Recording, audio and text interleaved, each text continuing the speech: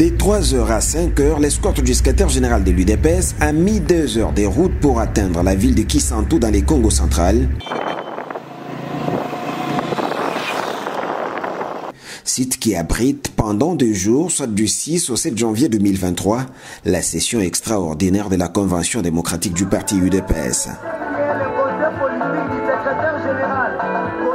Monabouté n'arrivera à Saint-Michel que vers 15h, où il accède à une salle ayant réuni les sénateurs et députés du parti, les membres de la présidence du parti, les présidents fédéraux, les présidents des 2 ligues, soit la Ligue de jeunes et la Ligue de femmes, présidents des CDP fédérales, présidents de l'école du parti et autres ministres et mandataires.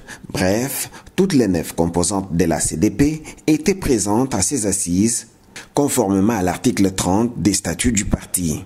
Aux problèmes politiques, des solutions politiques, Augustin Kabouya a d'entrée de jeu dit avoir fait usage de la voie de sagesse pour résoudre la question relative à la 9e composante de la CDP censée diriger ses travaux. Nous ne sommes pas allés chercher ailleurs.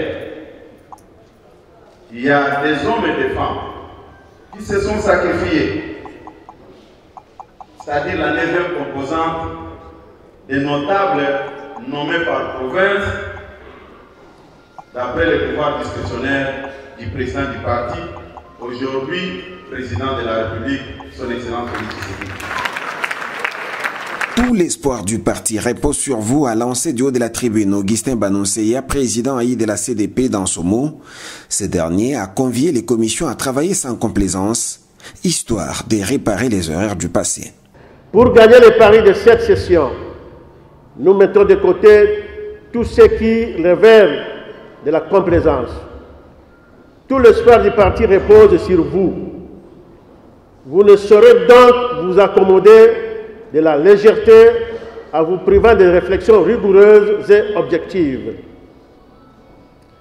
Les options que vous leverez dans les commissions devraient refléter cette ferme résolution et cette stratégie payante d'engager les partis sur la voie de la mobilisation générale en vue de l'élection par coup KO de notre candidat à la présidentielle.